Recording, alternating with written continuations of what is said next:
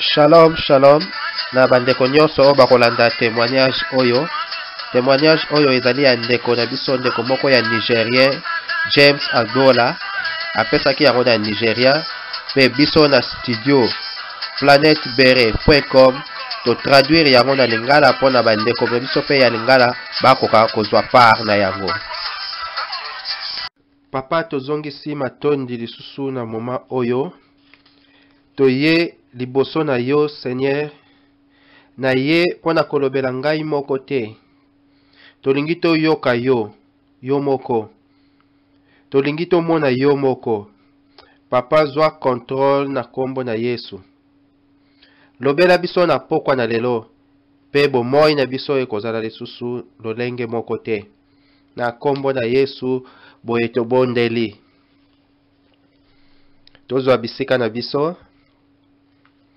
Liboso ya kobanda makambo nyonso tozwa ba Bible na biso na livre to mokanda ya Esaïe chapitre 41. Esaïe chapitre 41 tokotanga na verset 10 na 11 et puis toko continuer na verset 12. Esaïe 41 verset 10.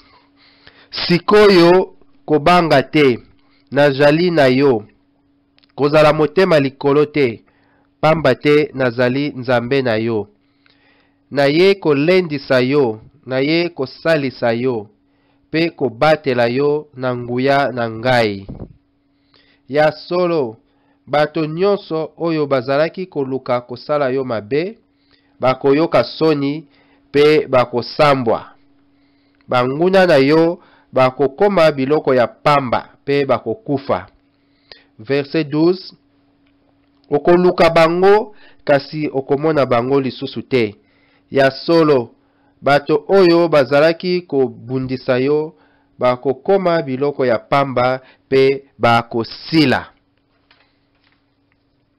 Bomoni soko ozwi décision ya kopesa bomoi na yo epai na Kristo. Bato bakoseka yo, bato bakotiola yo, tika bango baseka, tika bango batiola. Lokola ndeko na biso mobali a explikaki na mokona lobi awa, mokona lobi eleki. Tango abandaki kokende kotatola soki koloba sango malamu epai na bato, bazalaki koseka ye, bazalaki koloba ete azwi liboma, pe azalaki moto pamba eloko te na société. Tika bango baseka, tika bango batiola, basala nyonso makambo nyonso ya modeli nyonso oyo balingi kosala mpona yo. Tango ezali koya oyo bakoluka yo ou bien oluka bango pe okomona bango lisusu te. Tango ezali koya pe bakotia maboko na bango na tina ete obwaka ata soyi po ete base désaltéré, po ete basilisa posa ya mai. Mais yango ekokokisama te, ekokoma impossible. Totanga lisusu kaka na Esaïe, mais mbala oyo na chapitre 51, verset 7 à 8. Na verset 7, elobi na biso boye. Bino bato boyebi ndenge ngai na kokisaka bilaka oyo na pesaka. Bino bato botosaka mibeko na ngai, boyoka ngai, ata bato banyokolaka bino, ata bafingaka bino, bobanga te. Pamba te, bango bakobeba lokola elamba oyo bampese balei. Kasi bosembo na ngai ekotikala libela, na kobikisa bino po na seko na seko. Maloba na Nzambe. Bomoni bato ebele nayokaka mawa. Tango nazalaki na lifelo nazo miyokela mawa. Nayokeli pe bato ebele mawa. Lobi tokoloba tokokoma esika wana. Tokolobela makambo wana na kombo na Yesu. Sikoyo lokola nalobaki lobi lelo toko expose royaume ya ténèbres. Pe toko montrer to toko démontrer ndenge nini ba faux pasteur basalaka ba miracle, ndenge nini ba faux pasteur basalaka bikamwa oyo tomonaka. Na tongo ndeko na biso moko ya mobali alobelaki biso ete tolingaka lisusu kotanga Bible te, toza lisusu na ba étude biblique te. Tala tina nini diable azali konyokola biso, azali konyonga biso. Nyonso oyo bapaster balobaka na biso, nyonso oyo bapapa milimo balobaka na biso, nyonso oyo bamama milimo balobaka na biso, tondimaka yango na bopete nyonso po ete totangaka lisusu babible na biso te. Bato ebele bakoma na bitide ya kotanga Bible kaka mokolo na yenga, na tongo liboso ete akende na esambelo soki na eglise abandi koluka Bible na ye epai wapi aza na habitude ya kotia yango soki ya kobwaka yango. Akomema yango na Bible na eglise, pe na eglise atangaka kaka ba verset oyo pasteur akopesa. Soki pasteur asilisi kotanga akangi yango, pe tango akozonga na ndako abwaki lisusu Bible esika oyo amesana lokola momesano abwakaka yango. Ekoma kaka ndenge wana mikolo nyonso ebandelaka kaka ndenge wana. Tala tina nini tozali lisusu na connaissance ya écriture te, ya maloba na Nzambe te.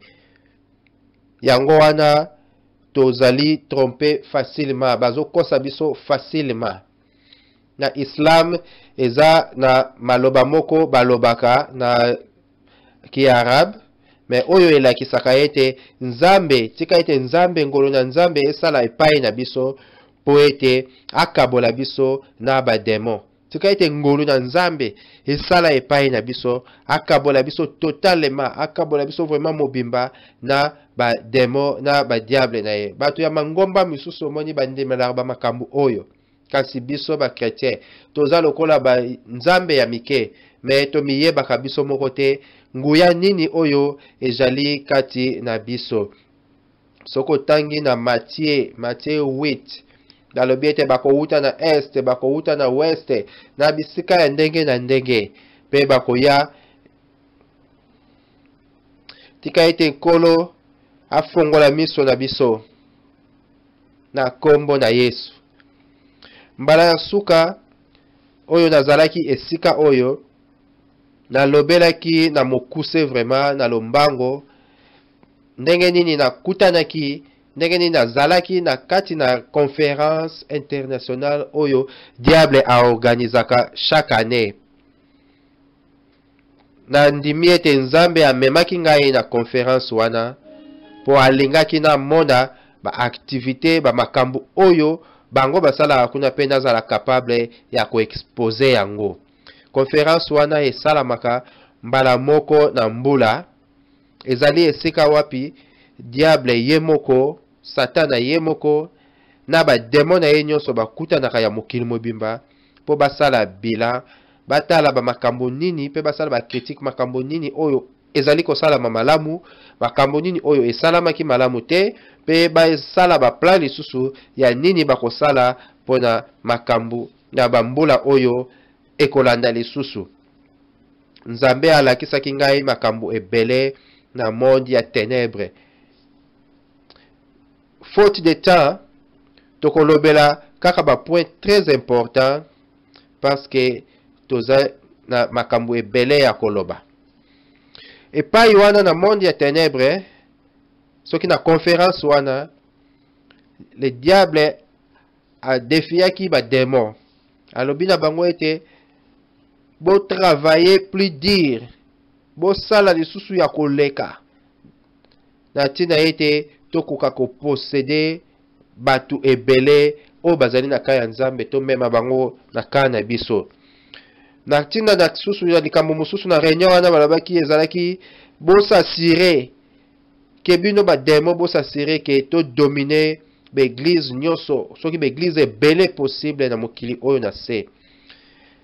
Raison mususu ezalaki de se rassurer ke ba chrétien bazala lisusu te na paradis, bazala lisusu na espérance ya paradis te. pe mususu ezalaki tosala nyonso basala nyonso bademo basala nyonso ete église ya Nzambe ekoma pollué. Église ya Nzambe bakotisa makambo ya mabe kati na église ya Nzambe. Base rassurer ke basali na Nzambe ya solo na mokili bazali lisusu te. Oyo ezalaki plan ya diable na batu na ye. Département moko oyo etushaki ngai mingi soki atiraki makanisi na ngai ezalaki département ya cosmétique pe ba parfum. Epai wapi tozali komona basalaka ba parfum ba produit cosmétique ebele oyo tosalelaka na mokili oyo tozali. Kuna namonaki makila ya batu. Epai wapi bapesaki bazalaki komema makila ya batu bapesa diable ye moko. Pe diable azali kotia makila wana kati na bassin moko oyo ezalaki likolo na moto po ete makila wana ese dilate epanzana. Diable ye moko azalaki koloba ete makila oyo bozomona eza makila eye na banzoto ya batu oyo bakufi na ba accident. Plus particulièrement ba oyo bakufi sans Jésus oyo bazalaki na Yesu te kati na Yesu te na bomoi na bango. Mais mondimi mwana na Nzambe soki akufi ata soki akufi na accident diable aza na pouvoir te ya kozwa makila na yo ata asali ndenge nini na n'importe quelle circonstance akokoka kozwa makila na yo te. Makila na yo eza intouchable. Mais ce que Dieu est concerné plus ezali que tu seras où et tu vas en terminer avec ton âme et non comment tu vas mourir. Oyo ezali vraiment Nzambe concerne soki souci ya Nzambe ezali epai yo mwana na Nzambe okozala toki yo mwana na Nzambe okosala nini na suka okosuka ndenge nini na bomoi na yo tango kokufa. Ainsi donc makila oyo ya batu oyo bakufi kati na masumu na ba accident yango ememami na bassin wana epai wapi ezali directement ko se passer na alliance avec le diable ye moko. Puis basangisaka yango na ba ingrédients mususu na ba épices mususu po ete yango esalema soki bakomisa yango ba produit oyo ezalaka utilisé na ba usine ya production ya cosmétique, ba usine ya production ya ba parfum na ba biloko misusu mingi ya ndenge na ndenge oyo to utilizaka na mokili oyo. Na département wana na monaki ba pasteur. Ba pasteur ebele oyo bazalaki kuna na conférence ya internationale. Ba pasteur oyo basali ba alliance na monde soki na nguya ya molili. Ba pasteur oyo basali ba alliance na monde na royaume ya ténèbres po bazwa nguya po ba gagner mokili oyo po bakoma populaire po bakoma célébrant po bakoma dire po bakoma remarquable po bakoma reconnu. Ba pasteur ebele ba évangéliste ba papa ya milimo ya ba église ba ancien na ba personnalité mususu kaka ya kati ya église ba s'enregistra déjà na ba département wana ya ba crème ya ba cosmétique ya ba déodorant pour que mokili ezala na contrôle na bango po ete bazwa monde soki batu ebele na nzela soki na kati na ba église po ete bakoma ba célébrant po ete batu bakumisaka bango batu bakumamelaka bango. Epai pene ya epai wapi na fandaka na quartier oyo na fandaka na quartier 1 ezali na ndeko moko abandaki kobetela ngai lisolo ya makambo oyo ekomelaki ndeko na ye ya mobali. Ndenge nini batu ubia mutu moko ayaki epai wapi ndeko na ye asalaka. Ndeko na ye aza mutu oyo tobengaka asalaka ba tout travaux. pe bazalaki epai wapi bafandaka o bazelaka bato baya kozwa bango po bakende kosalela bango misala. Na esika wana musala na bango bafandaki bamoni jeep moko ya couleur noire.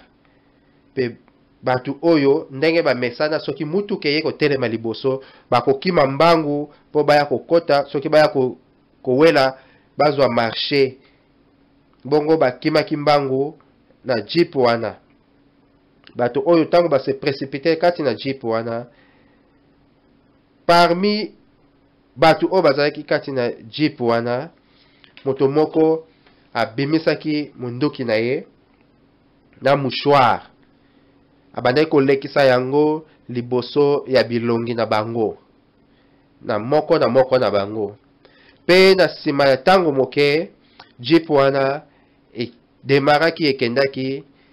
Tango bakomaki na lupango moko bakotaki, batu oyo babimaki. Ba oyo bazalaki wana bayebaki kutu te, o bako bayaki pona musala bayebaki kutu ta, meme pa epai bakomaki epai bakendaki po bakangaki bango miso na bango, bazalaki deja pe envoûté na mouchoir wana o moto oyo abimisaki.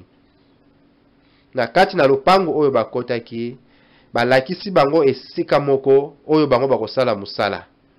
E place wana ezalaki, lupango wana ezalaki esika balingaki batonga temple moko d'adoration, c'est-à-dire balingaki batonga église.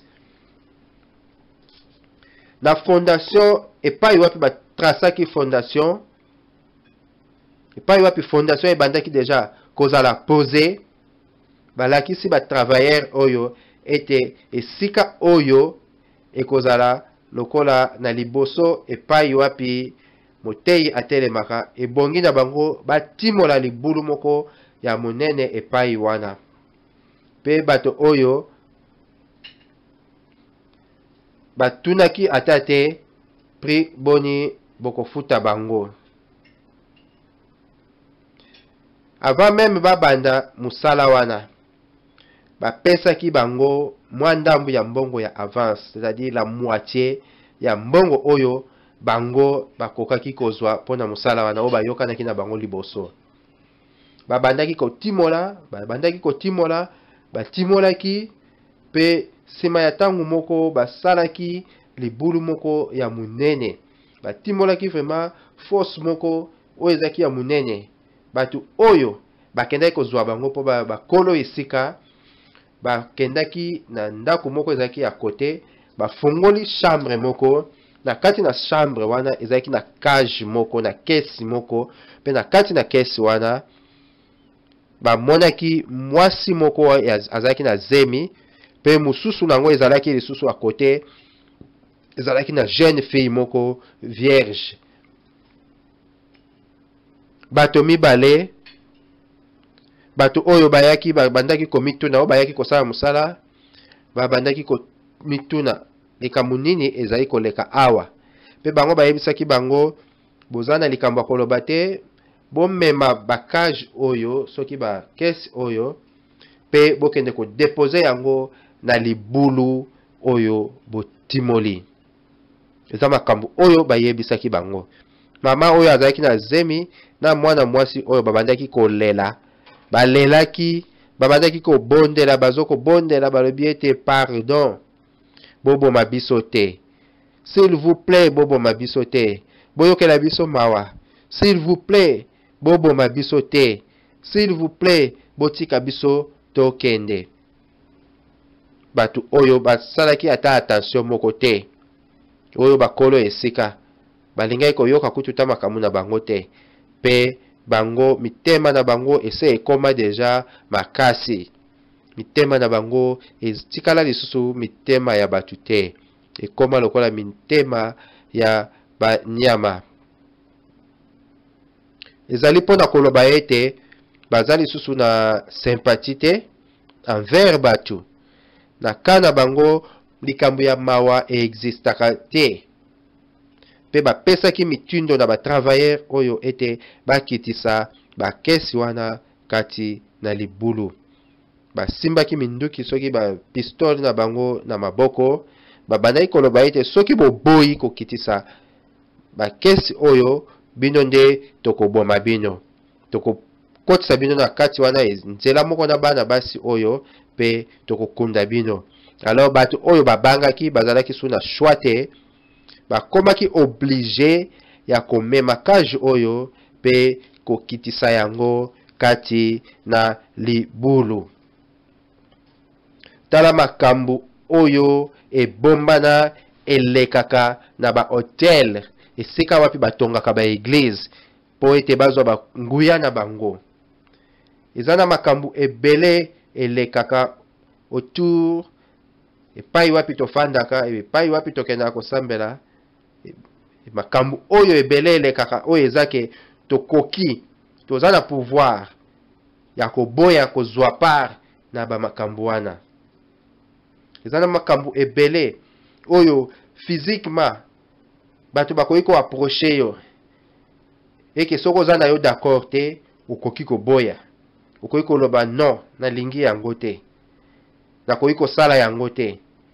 Ata soki osalelaka Nzambe eza na batango mosusu mutu moko akoki koya epai na yo physiquement pe akosenga na yo osalela ye eloko moko mpo na ye, osalela ye eloko moko nalobi na yo ete ozali na pouvoir ya korefuser. Tant que mwana na Nzambe ozali na pouvoir ya korefuser. Likambo ya mabe makasi ezalaka nini na ba société oyo, kambo ezalaka très dangereux, ezali forme ya initiation oyo ezalaka initiation spirituelle à travers ba songe na nzela ya bandoto. Ba initiation ya modèle wana ezaka très dangereuse oyo eza spirituelle pamba te oza na contrôle nango te, ndenge nalobaki liboso ete makambo eyaka physiquement okoki kozala na contrôle nango mpe oboyi, mais oyo ezaka spirituellement ezalaka vraiment très dangereuse. Bible elobi na biso ete pendant que l'homme est endormi, l'ennemi vient, parce qu'il sait que pendant la nuit, quand vous dormez, vous vous abandonnez, vous rendez-vous tous entre les mains de Dieu. Et en ce moment, vos vies sont entre les mains de Dieu. Vous n'avez pas la puissance sur votre corps. Bo moyi na bino bo pesi yango epai na Nzambe pe bozali susu na puissance na bino te. Ba visite nyonso oyo batu oyo basalelaki ngai ezalaki ba série ya ba visite moko nyonso spirituel. Mokolo moko na butu groupe ya ba démon mibale ba visitaki ngai. Balobaki na ngai ete nazali moto moko très spécial, nazali na marque moko très spécial, et que mukonzi na bango oyo azali ye moko le grand Satan, soki le diable, atindaki bango po ete ba visite ngai. Balobaki na ngai ete bango bazali na société, soki na groupe oyo occulte oyo ezali très dangereuse, dirigée na ye moko le diable. Balobaki na nga pe lisusu ete bango bazali na banguya nyonso oyo ya makasi possible na mokili oyo. Eleki banguya ya basorcier, eleki banguya ya modèle na ndenge oyo ya ba puissance ya ténèbres. Balobaki na nga pe lisusu ete bango nde bazali ko diriger mokili oyo. Et que na mokili oyo eza na ba dirigeant moko très important ya mokili oyo, par exemple ba président ya ba pays ebele oyo bazali kati na société na bango occulte. Balobaki na nga pe lisusu ete ba dirigeant mosusu très important ya ba église bazali pe ba membre ya société na bango occulte. Bayebisaki ngai ete ba puissance oya bango eza incontestable par n'importe quelle force ou puissance, parce que ya bango ezali likolo ya ba puissance nyonso ya mokili oyo. Wana ezalaki makambo oyo ba démon oyo ba visitaki ngai liboso bayebisaki ngai. Tofongola ba Bible na biso na livre toki mokanda ya Ephésiens chapitre 6 verset 12. Ephésiens chapitre 6 verset 12. Elobi na biso, pamba te biso tobundaka na bato te, kasi na milimo oyo babengaka bakonzi ya likolo na se. Nzoka nde yango ezali kaka bakonzi ya mokili oyo ya milili. Tobundaka na milimo mabe oyo etambolaka bipai nyonso lokola mipepe. Oyo ezali Ephésiens 6 12. Oyo ezali makambu oyo bango bayebisaki nga, groupe ya liboso ya bademo evisitaki nga eyebisaki nga. Bayebisaki nga ete bango bazali na groupe oyo mentionné, ba groupe oyo batangi kati na Ephésiens 6 12. Eke puissance na bango ezalaki lokola ba puissance ya ba source soki ya ba ndoki ya mike mikete, ezalaki lokola ba puissance ya ba mami watate, ezalaki lokola ba puissance ya ba esprit ya ba famille familier te, ezalaki lokola ba force ya ténèbres misusu te oyo ezali na se na makolo na bango. Bayebisaki ngai ete puissance na bango ezalaki puissance moko surnaturelle oyo ezo dirige mokili mobimba. Bayebisaki ngai eke ba gouvernement ya mokili oyo bazalaki kati, soki bazalaki basimba bina maboko na bango, bango nde badesidaka makambo nini oyo ekosalema selon volonté na bango. Pe bayebisaki ngai lisusu ete mokonzi na bango atindaki bango po ete fongola maboko na bango epai na ngai tokoma bakamarade, pamba te ekokaki na ngai liboso kokanisa avant nazwa décision. Batikelaki nga ta nakanisa avant nazwa décision ya kopesa bango réponse. Natikalaki nakomaki lokola baba pendant quelque temps, tango bango bazokoloba, tango balongwaki bakei na sutukaki pe na zongaki na bomoi oyo ezalaki visite ya liboso, mais nazwaki yango en considération te, nasalaki neti na négligaki yango. Ezali makambo oyo bango bayebisaki ngai, puissance na bango eleki ba puissance ebele, et puis maître na bango azali boye, nguya na bango puissance na bango ezali boye. Pe bayebisaki ngai lisusu soki babandelaki lisusu ete ekokaki na ngai ko kanisa malamu avant napesa bango réponse. Tango na lamukaki na bandaki komituna ngai moko, o likambo nini ekomeli ngai? Eza ndoto, eza révélation, eza vision, ou bien eloko nini ekomeli ngai? Na komprenaki yango te, mais na ignoraki yango. Sima na mikolo 7, après 7 jours, le même groupe ya bato ya ba démon ba bimelaki ngai lisusu, mais sauf que mbala oyo bazalaki au nombre de 4, pe balataki bango nyonso ba robe ya milayi ya pembe lokola ba ange. Ba visite na bango nyonso o bazalaki kosala ezalaki na ba rêve, soki na ba ndoto. Et puis ya mbala oyo bayaki na série ya ba promesse oyo bamemelaki ngai eutaki epai ya mokonzi na bango. Ba promesse oyo nyonso ezalaki juste po bayebisa ngai ete soki na koti kati na groupe na bango, na société na bango ya occulte, et que soki na komi moko na bango vraiment membre moko actif, balobi na ngai ete bakopesa ngai nguya moko oyo ekoleka même oyo nazo kokanisa, c'est-à-dire nguya moko au-delà de mon attendement. Et ezalaki soif ya bato na nzambe, soki yango ezali soif, soki posa ya basali na nzambe ebele na mokili oyo tozali na yango. Ba leader ebele ya ba église, ba père spirituel, bato mingi basalaka na église comme intendant, ba bishop, ba révérend, bango nyonso bazoko courir sima ya ba makambo oyo po bazwa puissance wana ba utilizaka yango pona kosala ba démonstration ya ba miracle. Likambo ya mibale balobi na ngai te na kokoma capable ya koutiliser puissance oyo pona ko détruire, pona ko bebisa, pe na kozala capable ya ko voyager na mokili mobimba, partout na mokili mobimba esika wapi na lingi selon mon souhait. C'est-à-dire soki na kanisi na makanisi na ngai na lobi ete na imaginer esika na kende na kozala esika wana. Na kokoma capable na makanisi na ngai kaka soki na lobi na sali pe voyage pe na ko se retrouver na esika wana.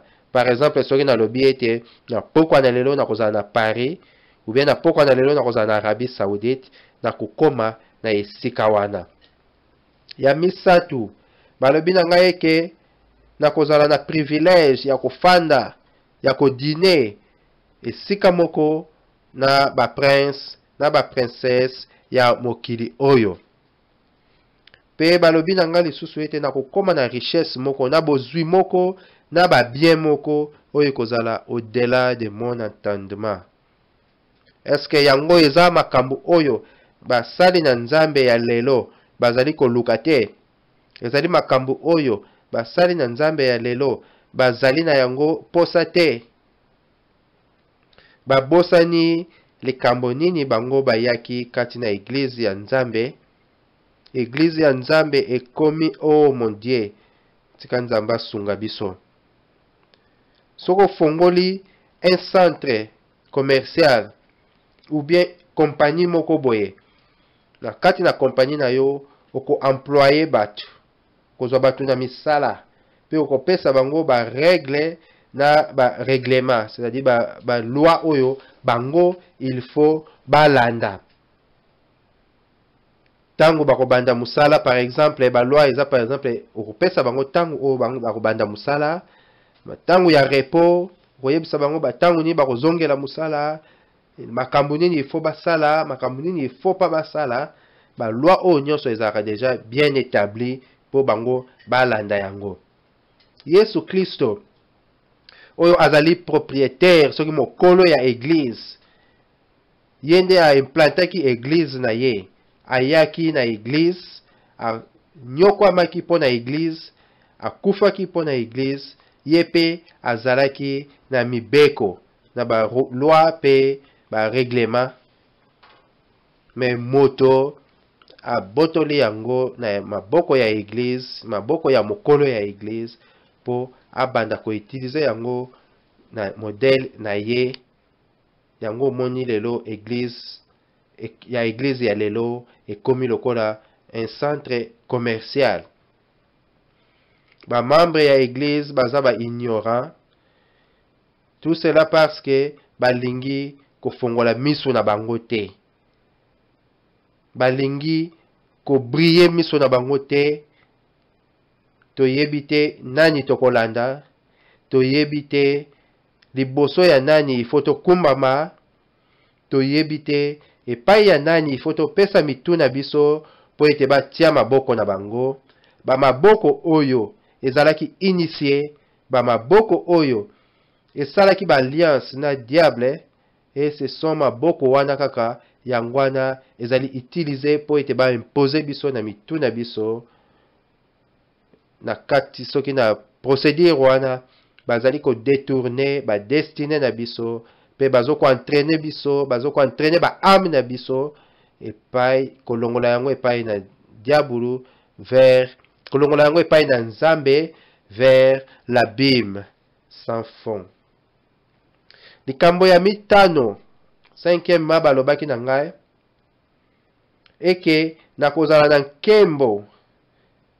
J'aurai la gloire et je serai très influent parmi les dignitaires. Eza yango te makambo basali na nzambe ya lelo bazali koluka. Bazala reconnu na ba makonzi ya mboka. Bazala reconnu na ba sénateur. Bazala reconnu na ba député. bazalaka invité par-ci par-là na mokili mobimba. Lelo oyo okomona pe obanda koyoka ete bishop tel ou tel asalaki voyage na telle ou telle place, na tel ou tel pays, révérend tel ou tel asalaki voyage na Paris, tel ou tel asalaki voyage na Arabie Saoudite. Boko yoka bango bazo voyager partout dans le monde. Batu oyo bazali kati na etonga na yo. Nanu sauver bango te. Osilisi ko sauver bango. Ba famille na bango osilisi ko sauver. Famille na yo moko. Ese osilisi ko sala musala kati na famille na yo moko baza sauver. Oza même na souci ya ko sauver ba âme oyo ya congrégation na yo te. Mais ozo wela ko voyager par-ci par-là na étranger. Lelo ozalaki boye, lobi ozali kuna, ba avion nyonso oyebi o mataka yango. Parce que bolingi bozala populaire. Baza wana kaka po ete babimaka liboso ya ba écran, batu bamonaka bango, ba samedi, ba dimanche, balingi balekisa ba l'air mingi na ba internet, na ba réseaux sociaux, po ke bazala remarqué, po ete bazala influent. Likambo ya 6 balobi na ngai ekenda kozala na confiance ya ngai moko pona kosala, donc pour faire et défaire les choses. Likambo nyonso oyo nalingi kodécider nakoki kosala yango. Voilà pourquoi toza na batu oyo tozobenga basali na Nzambe lelo oyo bazoko boma volonté ya Nzambe kati na etonga. Bazosala makambo nyonso selon volonté na bango. Ba mingi kati na bango bazoko kanisa ke bakoma au-dessus ya likolo ya loi. Ba misusu bakoma komikanisa ete bango baza na likolo ya économie, donc na contrôle ya économie ya mokili oyo. Nyonso wana ezali po ete bango si bazwi bameli banguya oyo diable apesi bango, pe bami yekami na banguya wana, baza na confiance na banguya wana. Likambo ya 7 balobi na ngai ete nakozala na démon moko oyo akozala comme garde corps na ngai. Ye akozala wana pona kopase nga ba information, soki ba information ezali particulièrement ba information oyo ezouta epai na diable ye moko, et que je pouvais envoyer ces garde corps partout dans le monde. Nakoki kotinda ye epai nyonso na mokili. Nakozala na démon moko en attachement oyo akozala garde corps na nga, et place nyonso nakokende makambo nyonso nakosala ye akozala wana avec moi. Voilà pourquoi aujourd'hui bozomona tozondimela ba faux homme de Dieu oyo, ba faux pasteur oyo baza na bango batu moko tozomona bango baza ordinaire te, ou bien baza batu moko baza ordinaire, biso tozokanisa ete bango bazali na nguya moko ya makasi ya Nzambe. Tozokanisa ete bazosala ba miracle euti epai na Nzambe. Tozobosa na ete diable aza na bango, diable azoloba na nzela na bango, e ba ame ya batu oyo ignorant efandi pona koyoka bango, pona kondimela bango, kondima ba puissance oyo bango bazali na yango.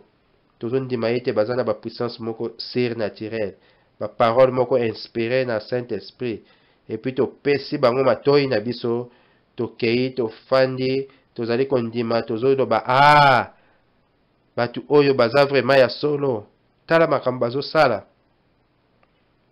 Tolingaka bino, tolingaka basali na Nzambe oyo ba pasteur na biso, tozopesa ba cri moko ya joie, ba cri ya esengo.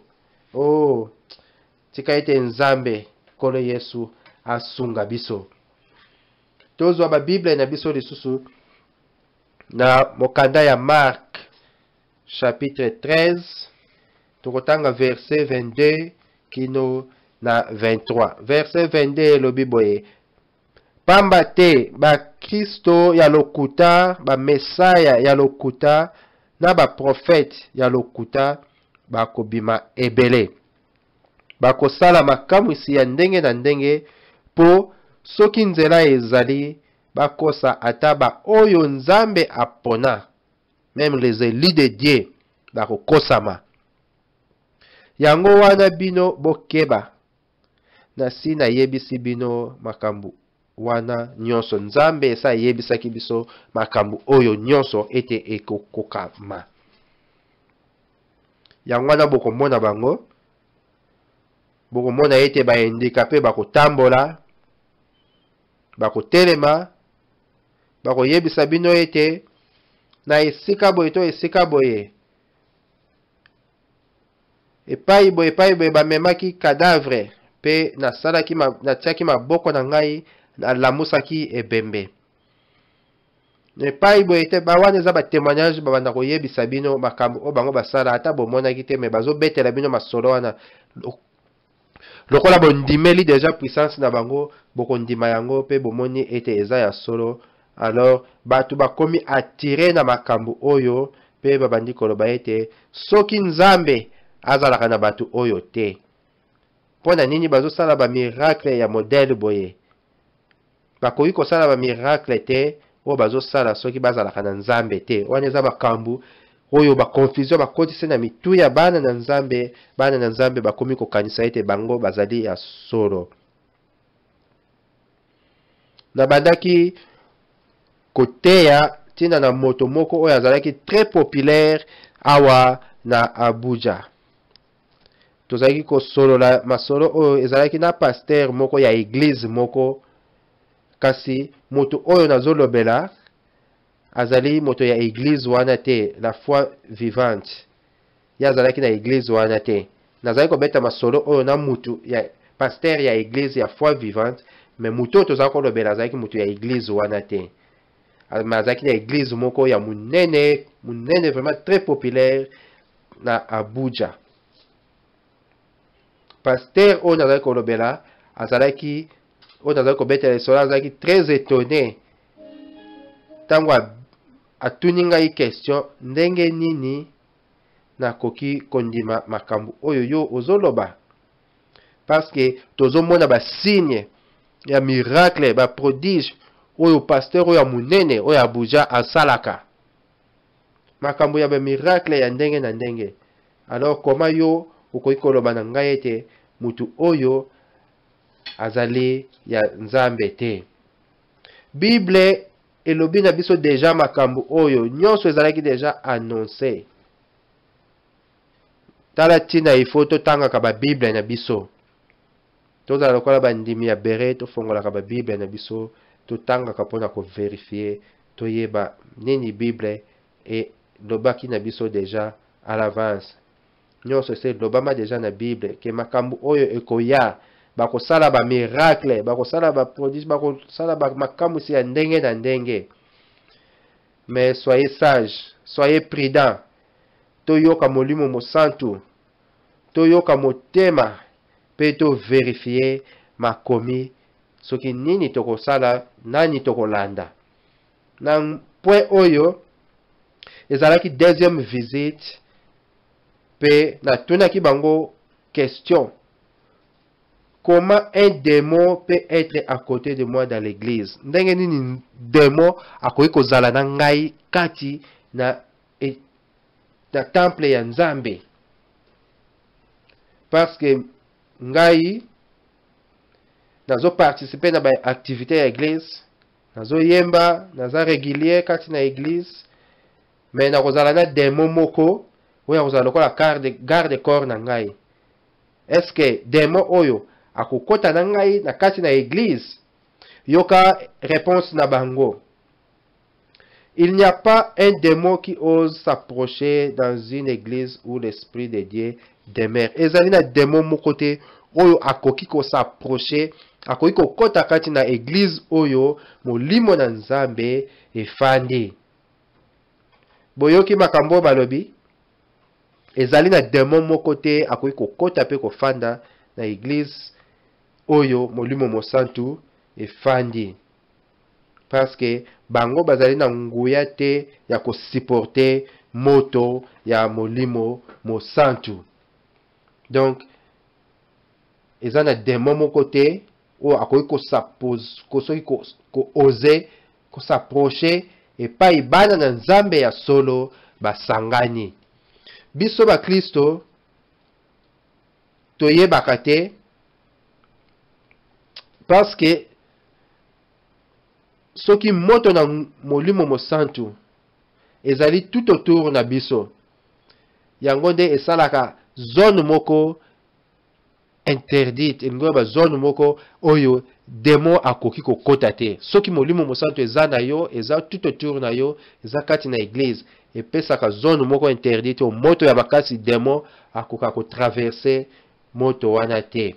Yango moni ba démon bakoki kotala yo, bakoki kotala église moko pe boye, soki ba moni kati na église wana ete bakoki kokota te, na libanda ya église wana bamoni nzete moko, bamoni mai moko ezali wana, eta moko ya mai ezali wana, bakoki kotikala na bango wana po babombana. Mais na moment wana baza esika wana na libanda, bakoki toujours ko se communiquer na mosali na nzambe oyo aza kati na église, pendant kazoko prêcher, bango bazoko se communiquer na ye na message na ye. Bakoki koyebise makambo nini oyo akoki koloba, pe mosali na nzambe ukoyoka ete lokola na telemi awa ba démon wana si bayebisi ye deja, wana ba démon si bazoko yebise makambo, batindi message na nzela na bango soki ya telepasi soki nini, batindi message pe ye akoyamba ba message wana ya ba démon, akotinda bango pe lisusu bakende. Akoki kotinda ba démon bokende tel ou tel place, bokende esika songolo, bokomona mutu moko boye, lemso akoki kotinda bango pe bokende boboma mutu wana, ou bien bokende epai na mutu wana bo komisa ye aveugle, po ete ye azwa nguya, azwa pouvoir ya kokende ko silisa maladi wana, soki ya kolamusa mutu wana pe azwa succès. Nakoki pe lisusu ko se communiquer, o ezali ye mutu apesa témoignage azoloba parce que bayaki ko proposer makambo wana. Nakoki pe lisusu ko se communiquer physiquement, et c'est pas ça spirituellement. Ma communication wana basala na ba démon eza physiquement te, mais c'est pas ça spirituellement na royaume spirituel. Mais soki eza kati na église oyo esprit ya nzambe efandi ezali te, ba démon baza na entrée libre pe bazwa contrôle déjà ya esika wana ya église wana. Ba démon bakoki ko se permettre na ba leader wana ba sala ba miracle oyo ezali ya bango, ba miracle moko ewuti epai na nzambe te. Baza capable ya kosala ba miracle ba passer yango na mosali na nzambe oyo, pe bazoko passer ye ba information mutu moko aza na kati église, bango bazo yebisa pasteur to mosali na nzambe oyo makambo nini eza kati na moto wana, po bango spirituellement bazo mona église oyo eza na nzambe te, molimo mosantu eza te, ba démon mutu baza na contrôle, pe ba démon mutu bazoko diriger, bazozwa ba information ya batu o baza kuna na kati, bazo mona spirituellement, bazo yebisa mosali na nzambe. Yango komona mosali na nzambe alobi yo molimo ezo ya sikoyo abandi ko yebisa bino tel ou tel. Totanga danu na Bible na Luc chapitre 4 verset 33 kino na 34. Luc chapitre 4 verset 33 kino na 34. Verset 33. Moto moko ya molimo mabe azalaki na kati ya ndako ya lisanga, pe abandi koganga makasi. 34. Ah, Yesu ya Nazareth, biso na yo likambo nini? Oye po na koboma biso? nayebi yo malamu ozali mosantu oyo Nzambe atindi. Boyoki makambo nini demo alobi? Wana eza confession demo azosala. Makambo oyo ya secret. Oyo ezali très difficile ya croire. Ete batu na temple wana ba rekonetaki Yesu Kristo ete azali Mesaya. Mais yoka confession ya démon. Ah, likambo nini ezali entre yo na ngai Yesu Kristo ya Nazareth? Oye awa po obebisa biso. Na yebi yo ozali nani? Mosantu ya Nzambe. Eza pona koloba na bino ete, pona koyebisa bino ete, ba demo ba monaka oyo bino bozo mona te. Bazo mona mitema na bino, bazo yeba makambo eza na mitema na bino pe peut-être parfois. Bazo mona makambo eza caché na monde ya spirituel, bino physiquement bozo mona yango te.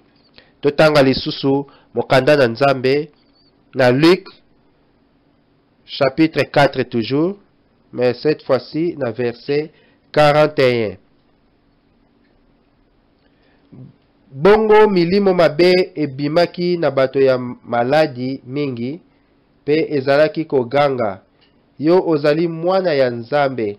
Kasi Yesu azalaki kopekisa yango eloba te, po yango eyebaki te ye azali Mesia. Oyo ezali likambo juste na lingi na attirer attention na bino na confession oyo diable asalaki to confession oyo diable asalaki na nzela ya ba démon. Bato ebele bafandi kati na ba église bazomona makambo oyo ekomi difficile pona ko croire. Tango bato bazoloba bazopesa ba témoignage ya makambo oyo, bato ebele bafandi na ba église ekomi difficile parce que basi batie confiance na basali na Nzambe oyo ya lokuta. Démon oyo amonaki nanu Yesu te, atikala nanu komona Yesu te, mais agangaki ete na yebi yo ozali mwana na Nzambe. Bozomona ba démon baza na pouvoir ya komona, bakoki koyebisa bino meme ba problème na bino. Yango wana ezoleka na l'église, ba démon bazosala ba miracle na nzela ya basali na Nzambe oyo basali alliance na bango, oyo basali alliance na monde ya ténèbres. Ba démon bazopase bango ba information, bazoyebisa bango histoire ya mutu oyo bango balingi ba sala, soki balingi ba démontrer ba miracle na bango, bango balingi ba prier. Ba démon bakosasire ke problème wana pe eza résolu.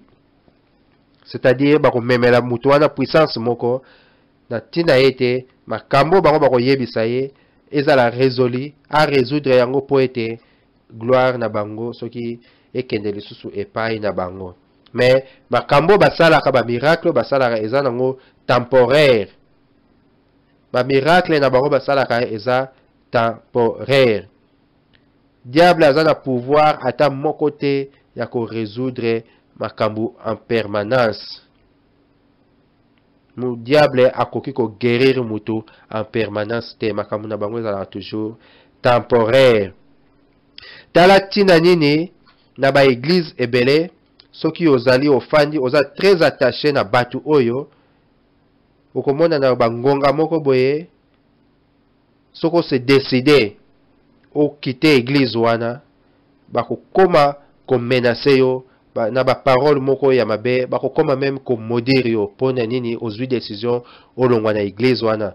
Bakoyebiso ete epai okei soko bimi awa olongwa na église oyo okokufa. Biso bato balongwaka te soko yo ofandi awa obimi okokufa. Ba misusu bakoyebisa bino même ke soko okite likambo songolo to likambo pakala ekoleka ekokomela yo na bomoi na yo, parce que makambo nyonso eza parce que source ya puissance na bango eza ya nzambe te, source ya ba miracle na bango eza véritable te, ewuti epai na nzambe te. Mais na makambo nyonso mutu soki mosali na nzambe azali ko prêcher ba demo oyo bako demo bazoli yebisa ye, azo prêcher makambo oyo ba demo bazo koloba na ye, ba demo bako koyebisa ye ke eza na mutu moko kati na esika oyo.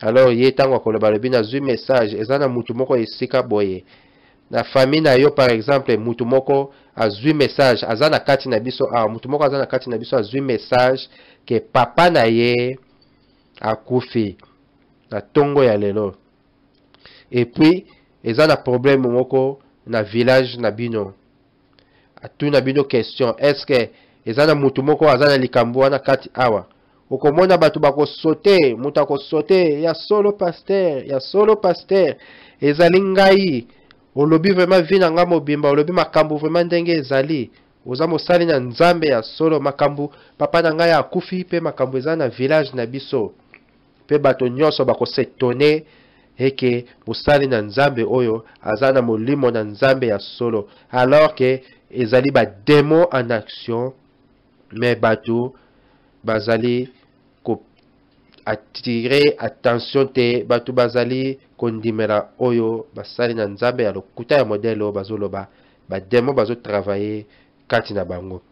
Na bambala mususu pe moto na nzambe oyo komona mosali na nzambe oyo akoki kokima ndenge bakimaka na kati na baeglize, awuti boye azoleka kuna azoko annonce ke eza na mutu moko awa, kimia eza te na ndako na yo, moto ezali na libanda ya ndako na yo, na sima na ndako na yo, na lupango na bino, ba feuille soki ba makasa ya verre ezali na sima na banzete na sima ya ndako na yo, akolobi so ba makambo moko ozoko attirer même, ozoko tirer même attention te, azoloba no banzete na yo na sima lupango eza na makasa verre, mais ondimi toujours makambo nyonso azoyoba na yo, okomi même ko trembloter parce que moto eza na sima lupango na yo, obosani makambo nyonso azoloba, okomi kondima yango kaka ndenge ezali, pe akoyebiso soko zali awa mema $200 okoyoka mutu akokima mbango akiki koluka mbongo azongi po ya kopesa pasteur azoko dévoiler ba secret na nga, azoloba makambo oyo eza caché, ya azalaki na nga te, ya aza na ndako na nga te, me ndenge ni ayebi makambo oyo. Ndeko na nga tozoko mikosa les démons na action, ba démons ba passer déjà ba information na pasteur, ba démons baza na milimo oyo ba otambola na vitesse moko, bazo yeba déjà makambo nini eza na ndako no, pe ba memi ba yebisi ye akomi ko relater yango, akomi ko yebisa yo yango.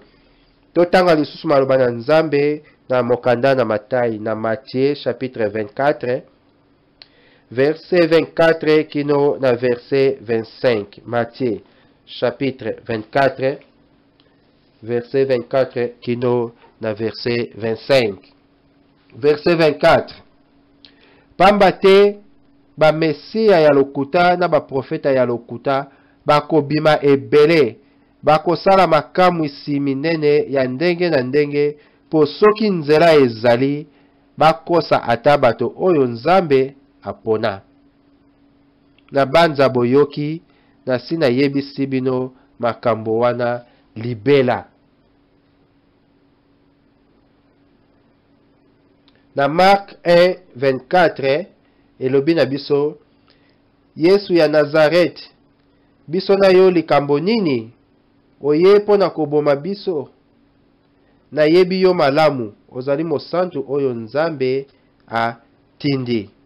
Totangi lisusu na Mark 5:27 elobi na biso, oyokaki sango ya Yesu, bongo aye komi kotisa na kati ya bato sima na ye, pe asimbi elamba na ye.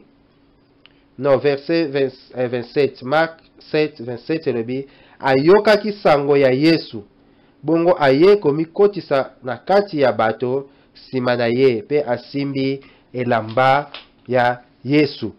Na point oyo ba démon ba lobi ete na kanisa malamu, na kanisa susu très profondément parce que invitation on bango bayaki nango epai na ngai ezalaki invitation moko d'honneur eutaki epai na ye moko maître na bango.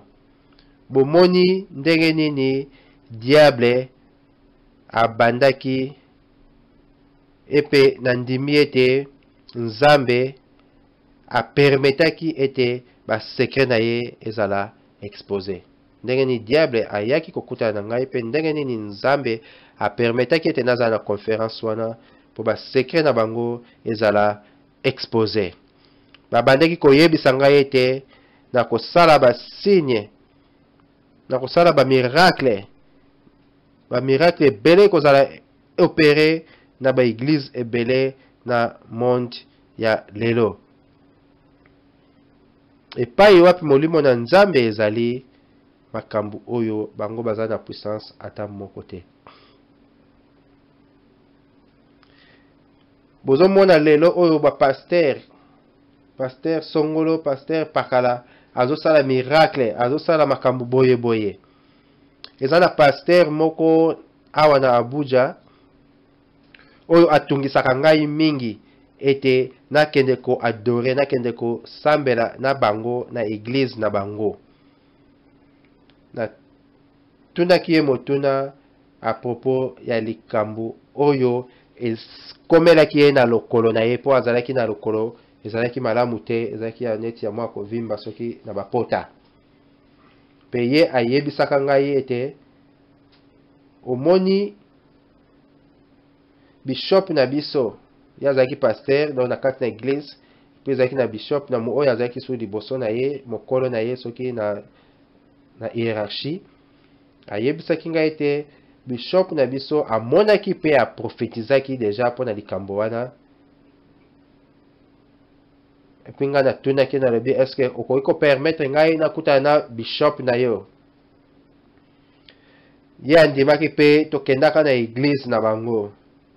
Tango nakotaka na église wana nasalaka nyonso ete na fanda na se retrouver na ranger ya liboso po na mona pe nazala remarqué na bishop wana. Nalingaki na tester esprit ya bishop wana. Na fandaki na première chaise. Tango service ezalaki ko continuer. Ezalaki na moto moko soki garde corps ya bishop. O bazalaki kotambola na ye, bazalaki liboso na ye. Tango azo tambola atiaka maboko na ye liboso na bato, na mitu ya bato. O aso akomi liboso ya mutu, atuni mutu, atelema. Abandi ko prophétiser, atie loboko na ye, abandi ko yebisa ye na famille na bino.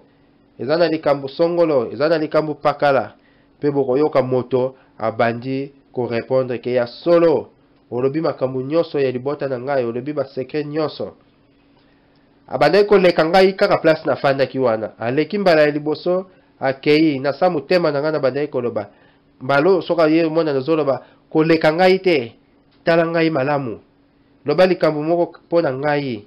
Mo mona leki akei. Après tangu moko azongaki pe aye epai na ngai.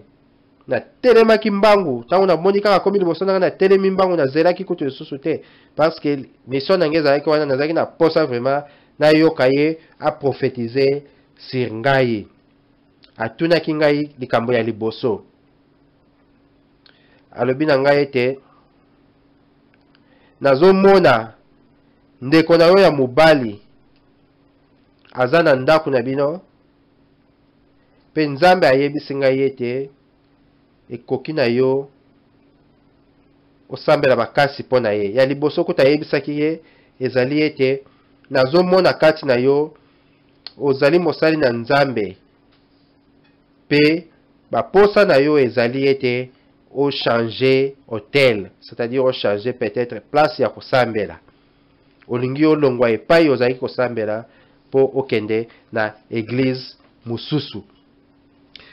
Likambo ya mibale atunaki ngai ndeko na yo ya mobali ya mukolo soki ozali na ndeko ya mobali ya mokolo ngai na ndimaki nalobi ete azali na ndako me na motema na ngai nayebaki malamu ete naza na ngai na ndeko ya mobali ya mokolo te.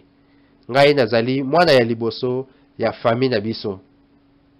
Kasi ntango atunaki ngai nazalaki moto ya liboso ya korepondre ete aza na ndako. Pe ayebisaki ngai il faut bondela mingi mpo na ye. Bana na Nzambe, tala ndenge nini tozali komikosana, tala ndenge nini bazokosa bana na Nzambe, bazokomeka komanipule bana na Nzambe.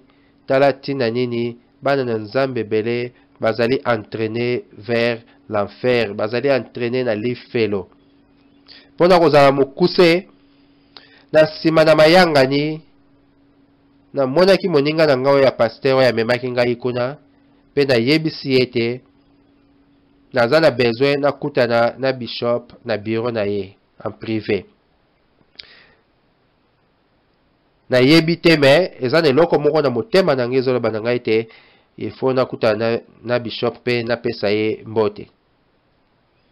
Alakisa ngai epai wapi na kende pe na kotaki na molongo. Tala molongo molai bato bazali kozela très patiemment po bakutana na bishop.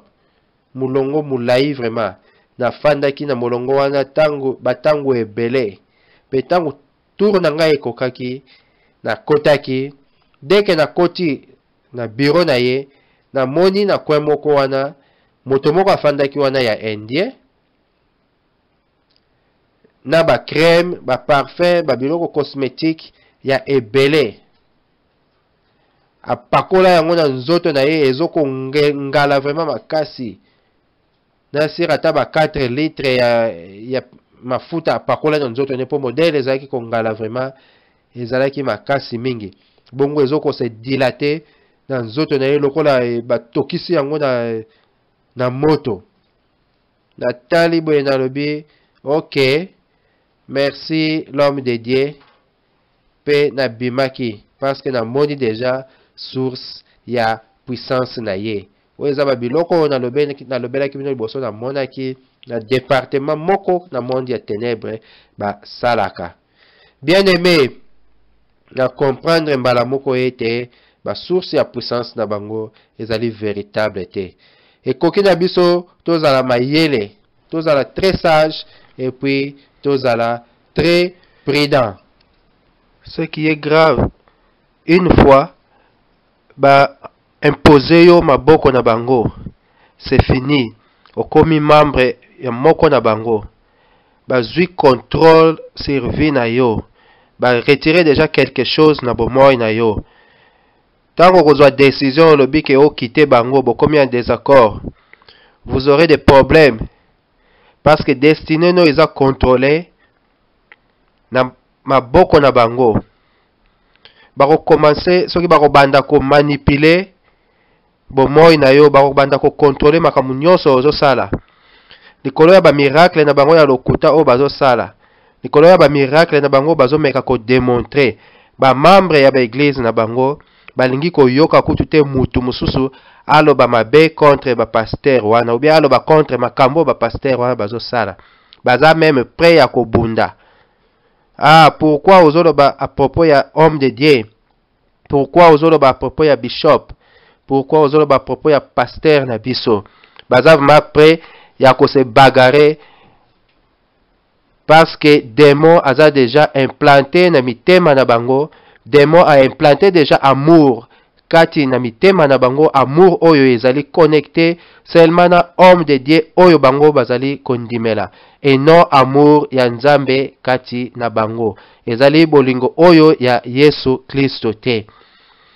Na komona makambo nyonso oyo bango basalaka babosani kutuke bazana promesse ya likolo ya paradis, babosani bolingo na Nzambe. Mitema na bango etondi kaka na bolingo envers batu oyo ya lokuta, ba pasteur oyo ya lokuta. Tango ba demo oyo bakitaki bakendaki, leur visite ya mibale esilaki, na bandaki mena ko kanisa. Na monaki ete makambu oyo ezali lisusu ndoto te. Pe na lobaki fona zwa makambu oyo au sérieux. Na lobi makambu oyo ekomi vraiment ko se passer ezali lisusu oyo ndenge ngai na kanisa kite ndenge nazali ko ignorer yango te. Il faut na zwa yango au sérieux. Alors na kendaki na église komona pasteur na ngai. Pe na yebisaki ye makambo nyonso. Pasteur azalaki étonné alobi tant oyo nyonso obombi makambo oyo olobaki te. Ezali très sérieux. Il faut tokota na jeûne na prière dans l'immédiat. Pe toyokanaki na pasteur jour na heure oyo tokobanda jeûne na biso. Mokolo oyo tolingai tobanda jeûne. Kaka mokolo oyo tolingai tobanda jeûne na prière na biso. Ezali pe mokolo oyo démon oyo azongaki lisusu mpona 3e visite. Mbala oyo azalaki ye moko. Démon oyo azalaki moko ya ba oyo bayaki na 2e visite po bazalaki 4 mais moko na bango nde azongaki pour la 3e visite. Pe alekisaki l'air te. Tango aye alobaki ete to banda mbala moko business na biso. Azalaki na robe moko ya noir alataki. Liboso bayaki na ba robe ya pembe. Mais cette fois-ci ayaki na robe moko ya noir. Pe abengi kombo na nga lobi James. James.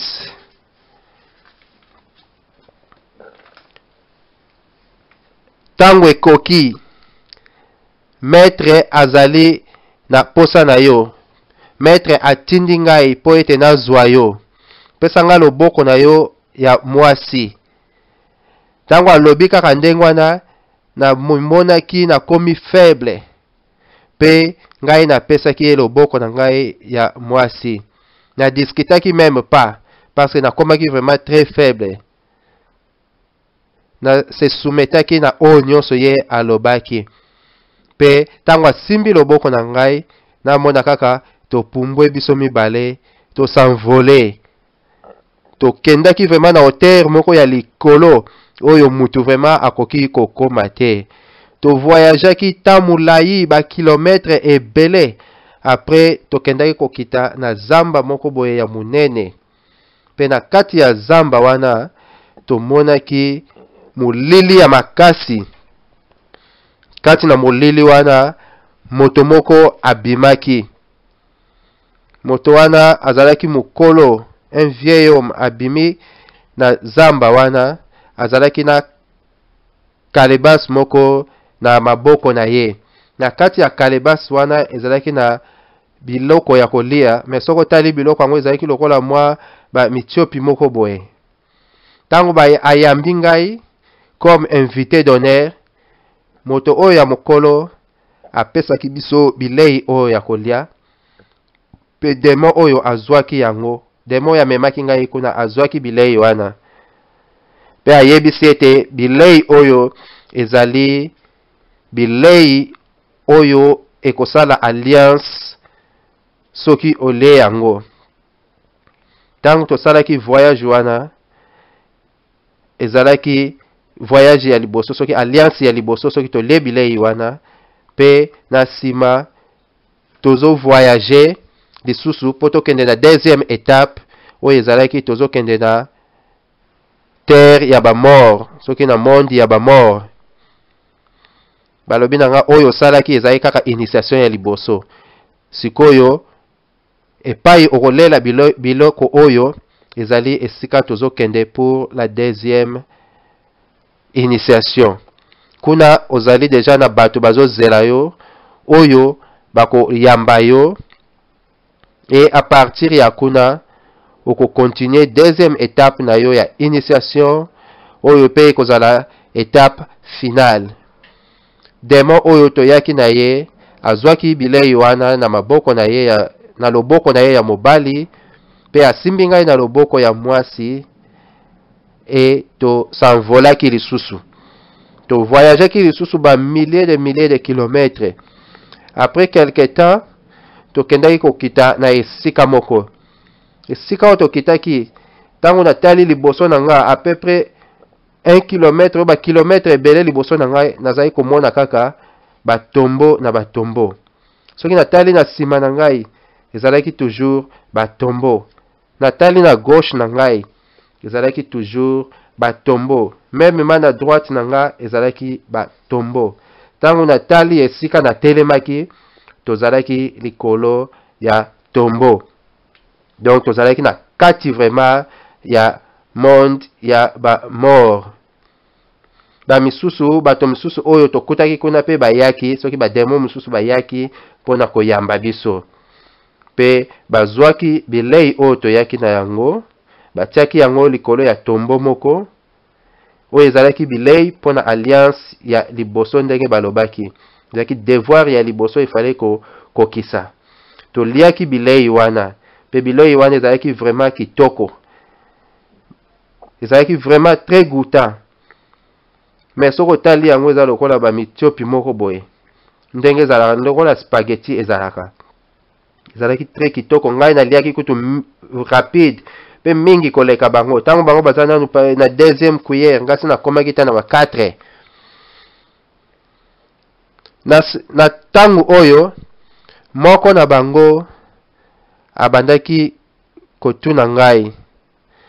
Pe alobi na ngai lokola au lieu déjà nourriture oyo ese osali alliance na biso. Sikoyo abandi kotuna ngai ba question. Parti nini ya mokili oyo lingi o visiter liboso ou bien okende kofanda. Atunaki ngai lisusu modèle ya ndaku nini yo okolinga ozala na yango na mokili. Pe atunaki ngai na parti nini ya mokili olingi ndaku yango ezala. Atunaki ngai modèle nini ya voiture yo olingi ozala na yango to otambolaka na yango na mokili. Wana ezalaki ba question moko ya ba démon oyo atunaki ngai. Na bandaki ko réfléchir. Ngabi likambo nini na kosala sikoyo? Réponse nini napesa ye? Naloba London, naloba Paris, naloba epai wapi? Pe ndaku ya modèle nini? Ezala ndaku ya C, ndaku ya étage ou bien voiture nini?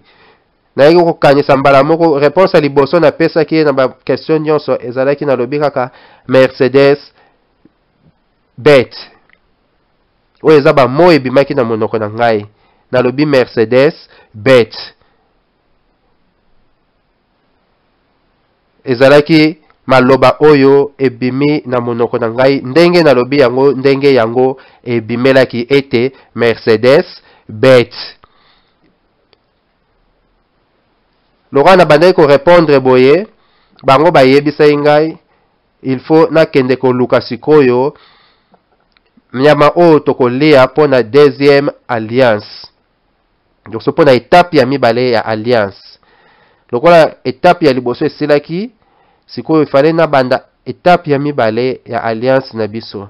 Pe yango ezali étape ya suka soki na silisi yango nde makambu oyo nyonso balakaki ngai eko kokisama. Alors il fallait kosala voyage kozonga lisusu epai ya vieil homme oyo tomonaki na zamba wana ya munene pona kozwa ko retirer viande wana. Na yebisaki bango ete mena kokende ndenge nini pona yebi nzela te naza na possibilité même ya ko s'envoler ti kuna te. Pe bango bayebisaki ngai lokola se olie bilei oyo ya première étape pona alliance okomi déjà na capacité oza déjà na pouvoir ya ko s'envoler pe okoyeba nzela okokende kuna. Tango na lobi kaka maloba wana mbala moko na moni nguya moko boye tomboli ngai pe na komaki déjà na likolo ngai wana bandaki kokende. Na voyager na zongaki epai wapi tokendaki ya koko wana. Distance ezali molai nazalaki nga moko nazoko s'envoler na yeba kita eloko te me nazalaki na memama kiti na komaki esika wana na zamba wana. Pe koko oyo abimaki lisusu ayaki mbala oyo aye apesi ngai suri mpuku moko ya mwindu ezalaki ma vivant apesi ngai yango na maboko. Pe nga natunaki ye me bayebisi nga to ya kozwa bilei ya kolia. Sikoyo oyo tokolia yango ndenge nini po eza préparé te.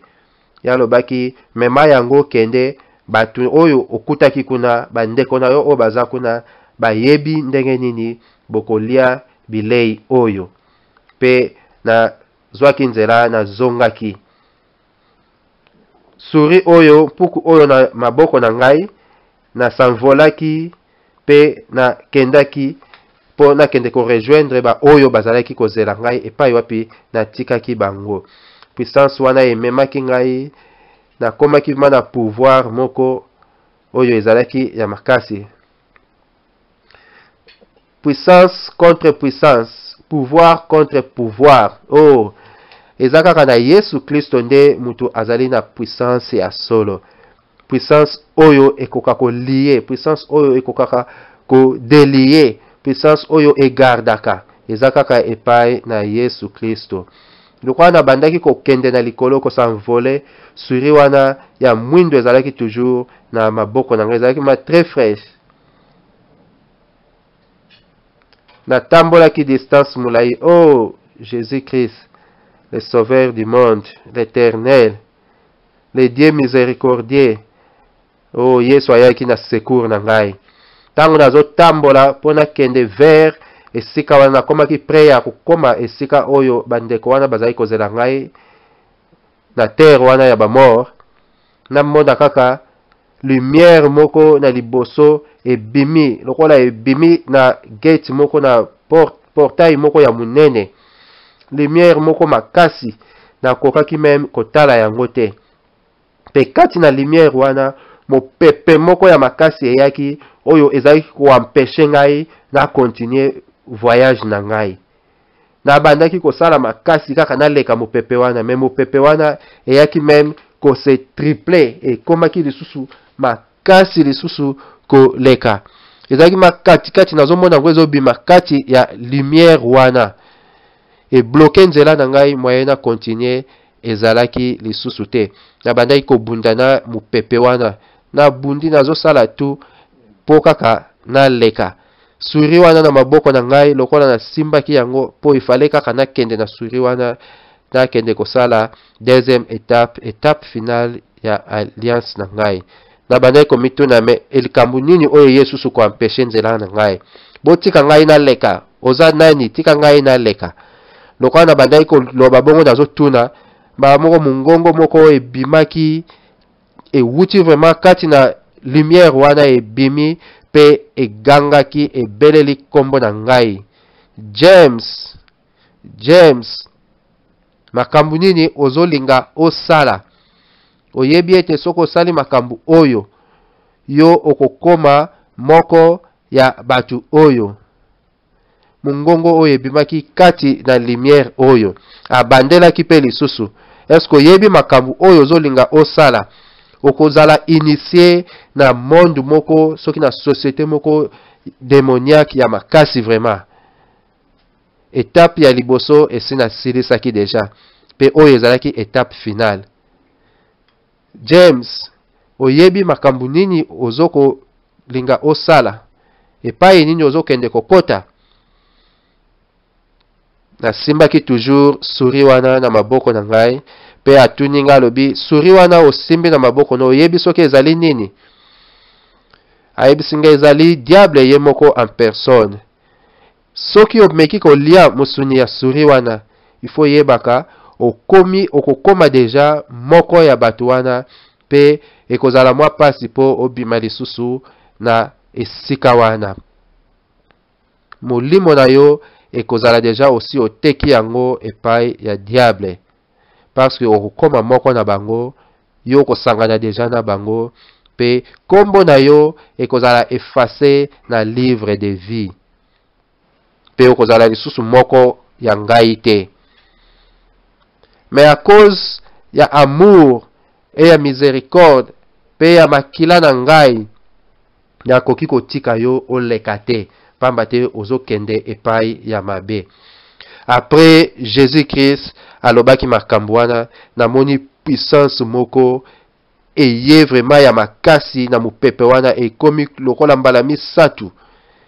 pe bandaki ko bundisa ngai makasi malgré nazo résister bundisa ngai makasi ti mongongo wana elobi lisusu ozali prêt ya koteka molimo na yo epai ya diable na kotika yo oleka te à cause ya amour na ngai à cause ya makila na ngai pe mon pepe wana ebundisaki ngai makasi vraiment malgré résistance na ngai nayaki ko se retrouver ke na kweyaki pe na lembaki bomoni tina nini basali na nzambe oyo basi bateka milimo na bango epai na diable bazalaka vraiment na respect na bato lisusu te bakomaka fier bakomaka lokola bayebi ke baza na puissance moko deja oyo ezalaka ya makasi à cause ya makambu oyo malgré bayebi ke Yesu Kristo azali malgré bayebi ke puissance ya nzambe ezali mais lokola baza deja kati na bango na diable basi balia deja mosuni wana ekomaka pasi po bandima même ko mitika bitumba oyo bango babundaka bayebi ke bakokoka na bango yango te mais baresistaka toujours bamekaka toujours chance na bango tika ete nzambe asunga biso batu oyo bamipesa deja na mosala wana soki bamipesa deja kati na monde ya ténèbre babundaka ata kutu bamoni mabe ezali koya soki bamoni mo pepe oyo moto oyo ya molimo mosantu ezali koya bazalaka toujours na tembe même s'il faut makila na bango etanga même na dernier goutte bango bazalaka prêt ya kobunda balingaka koyoka te eza ndenge moko ngai nazali ko résister naleka kaka na mopepe wana malgré voix wana ezalaki koloba mais lokola si nasalaki alliance soki etapa liboso alliance nazalaki toujours ko résister mpo na nini molimo na nga ezalaki deja etekami epai na diable batu oyo bangaka eloko moko te ata kutu ndenge nini ngai nazali kobundana mpo naleka nazali kosenga nzela nalobi tika ngai naleka na bapromese nyonso oyo bapesaki ngai nayebaki ete soki naleki bomoi na ngai na se na mabele ekozala susu ndenge moko te nakokoma très reconnu bato bakobanga ngai nakozala na puissance moko ya makasi oyo eza bapromese oyo nazalaki komona liboso na ngai yango nazali koresiste toujours ke il fallait na leka namekaki na badirection nyonso mais tourbillon wana ntango eyaki elembisaki ngai nakweyaki na se ezalaki suka pe na kati ya tourbillon wana moto moko ya makasi ebimaki moto wana ekonsumaki suri wana dès que suri wana ezalaki consume puissance nyonso oyo nazalaki nango ya moke wana na mizwelaki deja elongwaki ebimaki namonaki yango vraimen ndenge ezobima kati na ngai pe yango ekendaki force na ngai nyonso esilaki nakomaki affaibli ezali ndenge diable azalaki jeté sur la terre pe ndenge namonaki na moma wana na mibwakaki soki babwakaki ngai na bambamaki na se na mabele donc tant puissance wana ebimi nazalaki so na puissance moko te soki na force moko te oyo kokanga ngai na likolo pe na kweyaki na se na mabele kaka ndenge nalobi lokola diable abambamaka babwakaka ye na se na mabele pe ntango nakweyaki makanisi na ngai ezongaki nde esika nalamukaki na ye kose décide il faut napesa bomoi na ngai sikoyo epai na Kristo nazongela susu nzela na ngai ya kala nazalaki nango nzela ya vérité nalanda Yesu Kristo na solo. Cher frère, bomoni makambo nini ekomelaki ngai boyoki ndenge nini nalobi bofongola miso na bino na tango oyo ya suka bokomona makambo ebele bokomona makambo oyo bakosala ba miracle tango oyo tozo vivre nango bino bomona mingi te surtout awa biso bato tozofanda na basite neti na Abuja na katikati ya cité vraiment okomona chaque semaine ba homme de Dieu oyo ya minene oyo ya lokuta okomona ba pano ya minene minene batiaka et puis tala makambo bakomaka aza wende die aza mutu oyo apesaka soki perse akochange bomoi na yo ba miracle ekosalema bakomaka makambo ya modèle na modèle juste soko tali ba makambo wana omoni ba pano ya midèle wana ba photo na bango minene na ba pano na ba commentaire oyo bango bazali sirke bakosala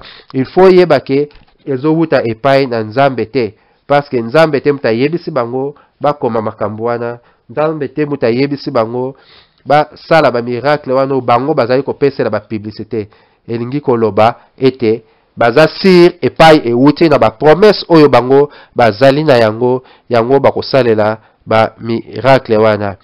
Jésus Christ ndenge nalobaki liboso azali propriétaire ya église apesaki bomoi na ye mpo na église apesaki ba règlement ba ordre soki ba loi ya kolanda mpo na église ekoki na biso tolanda ba instruction wana ba instruction oyo ye apesaki ezali na livre tomeka kotanga nanu na livre ya Luc 4:43. Luc chapitre 4 verset 43. Kasi Yesu alobi na bango, nasengeli pe kosakola na bamboka mosusu sango malamu ete Nzambe alingi kotia bokonzi na ye, pamba te ye atindi ngai po na yango. Verset mosusu ezali na Luc chapitre 24 verset 47. Luc chapitre 24 verset 47. Yango elobi boye. Esengeli basakola sango na ye kobanda na Yerusalem ti epai ya bikolo nyonso po bato babongola mitema pe bazwa bolimbisi ya masumu.